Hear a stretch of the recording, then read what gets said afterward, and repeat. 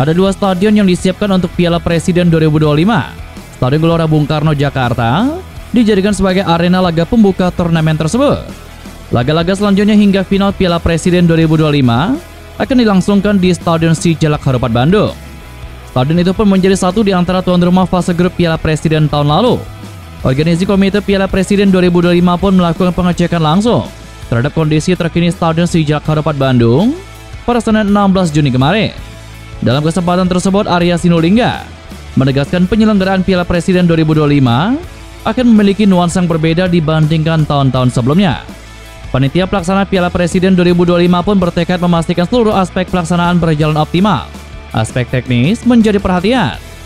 Kita ingin memastikan aspek teknis, keamanan, serta kenyamanan penonton menjadi prioritas utama dalam proses persiapan.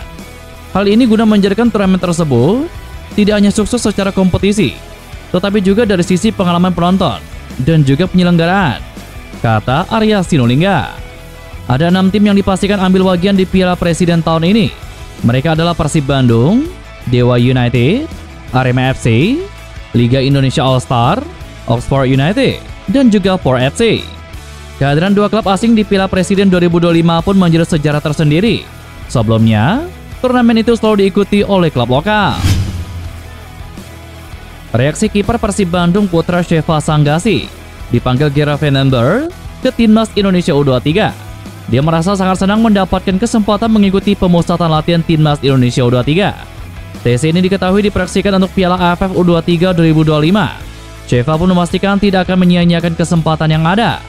Dia siap memberikan penampilan maksimal demi menembus skuad Garuda Muda. Seperti diketahui, pelatih Timnas Indonesia U23 Gerald Vandenberg telah memanggil 30 pemain untuk menjalani TC di Jakarta pada tanggal 20 Juni sampai 14 Juli 2025. TC tersebut merupakan persiapan skuad Garuda Muda menatap Piala AFF U23 yang akan digelar di Indonesia mulai tanggal 15 sampai 29 Juli 2025. Sheva pun masuk daftar 30 pemain tersebut.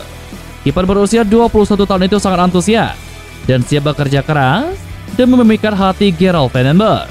Bagi Sheva, ini adalah pemanggilan pertamanya ke Timnas Indonesia selama menjalani karirnya sebagai pesepak bola profesional. Oleh karena itu, ia tidak ingin menyia-nyiakan kesempatan yang ada. Kiper muda Persib Bandung ini bertekad tembus skor final Garuda Muda.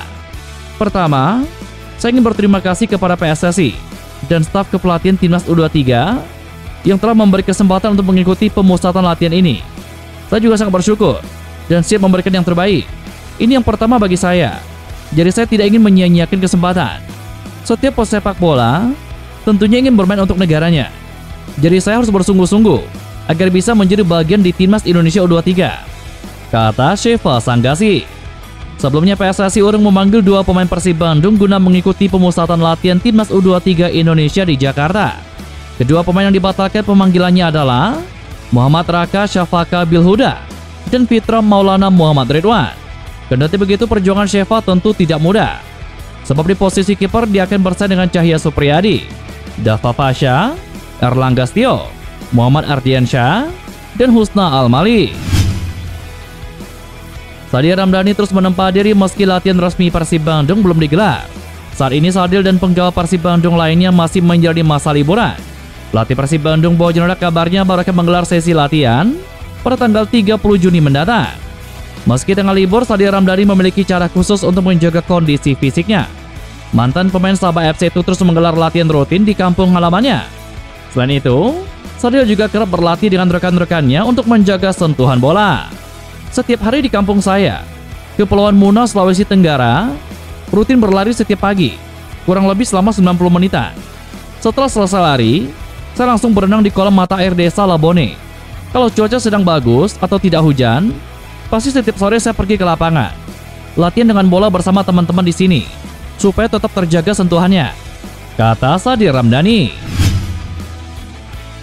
Nama Albin Lehner baru-baru ini muncul sebagai salah satu pemain yang tengah menjadi incaran Persib Bandung. Sebelumnya, memang tidak ada nama Albin Lehner dalam daftar nama pemain yang bakal direkrut Persib Bandung untuk musim depan. Namun tidak dapat dipastikan kapan nama Albin Lehner ini kemudian muncul dan dikaitkan dengan Persib Bandung sebagai pemain incarannya. Dikutip dari laman Transfermarkt, pemain ini berasal dari Swedia dan posisi utamanya sebagai seorang bek tengah. Persis menjadi posisi yang memang tengah diincar oleh Persib Bandung. Spesialnya, selain sebagai seorang bek tengah, Liner juga ternyata bisa bermain di posisi lain, yakni sebagai sayap kiri dan juga penyerang tengah. Ia saat ini masih berusia 26 tahun dan sudah berstatus tanpa klub sejak Januari 2025, sebelumnya memperkuat tim bernama Tabi FK. Bersama Tabi FK, Liner dikontrak kurang lebih selama 2 musim lamanya, sejak bulan Maret 2023 dan berakhir pada Desember 2024. Selain itu, ia tercatat pernah masuk ke dalam skuad tim nasional Swedia kelompok umur dari U18 dan U19 pada tahun 2017 silam. Dikutip dari akun fanbase Persib Bandung, @sagala_persib, pemain asal Swedia tersebut mengaku bahwa agennya sedang menjalin komunikasi dengan Persib Bandung. Lebih lanjut, ia juga menyampaikan terkait posisi yang sedang menganggur sejak Januari 2025 atau tanpa memiliki klub selama setengah musim lamanya. Ternyata menurut pengakuan sang pemain, ia menganggur karena sebelumnya harus mengalami cedera yang membuatnya menepi. Akan tetapi kini Liner mengaku bahwa cederanya sudah sembuh dan kemungkinan sudah siap kembali untuk merumput. Karena posisi utamanya sebagai seorang bek tengah, kemungkinan besar ia diminati oleh Bojan Hoda untuk mengisi posisi yang ditinggalkan Nick Kuipers dan juga Gustavo Franca.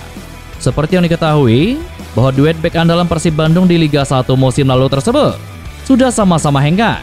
Untuk Nick Kuipers, sebelumnya ia sempat dikabarkan akan kembali ke Belanda, tetapi rumor terbaru justru akan bergabung dengan Dewa United. Nick Kuipers memang menjadi perbincangan hangat usai dirinya lepas dari Persib Bandung. Karirnya di Persib Bandung berakhir usai pemain yang berusia 32 tahun tersebut tidak memperpanjang kontraknya dan kabarnya memilih ke Dewa United. Selama karirnya di Liga 1, pemain yang saat ini memiliki nilai pasar 5,21 miliar itu pernah mendapatkan penghargaan dari APPI Indonesian Football Award Best 11 pada musim 2021-2022. Meski usianya sudah 32 tahun, namun masih banyak klub yang berminat merekrutnya. Secara kualitas, Nick Kuipers memang sudah tidak diragukan lagi.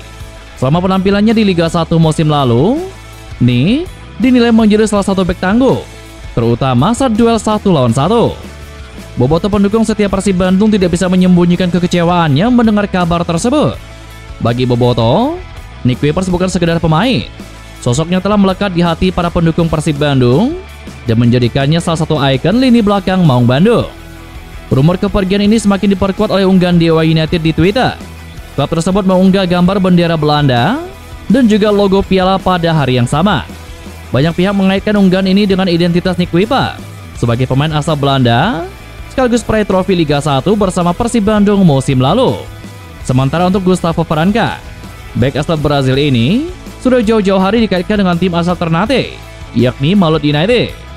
Dengan begitu, duet benteng kokoh Persib Bandung selama 1 musim terakhir ini akan menjadi lawan Persib Bandung untuk musim depan. Ingin samai rekor Persib Bandung, Persija Jakarta membidik juara Liga 1 musim depan. Ya, Persija Jakarta terus berbenah mempersiapkan Liga 1 2025 sebaik mungkin. Terlebih tim berjulukan Macan Kemayoran ini dalam 2 musim terakhir hanya mampu menempati papan tengah Liga 1. Persija memang hanya mampu finish di posisi ke-8 pada Liga 1 2023 dan finish di posisi ke-7 pada Liga 1 edisi 2024. Kini Persija membidik meraih gelar juara pada perhelatan Liga 1 musim depan dengan persiapan lebih dini. Salah satunya ialah mereka sudah menunjuk sosok Mauricio Souza sebagai pelatih anyar untuk mengarungi Liga 1 musim depan. Menunjuk Mauricio Souza merupakan bagian dari ambisi menyamai target yang sudah pernah diraih oleh Bali United dan Persib Bandung, yakni meraih back-to-back juara Liga 1. Untuk merealisasikan target tersebut, Direktur Persija Jakarta Muhammad Prapanka mengatakan bahwa kepastian laga kandang menjadi satu di antara faktor pendukung. Muhammad Prapanka sangat percaya diri andai Persija mendapatkan jaminan bermain penuh di Jakarta International Stadium untuk total 17 laga kandang.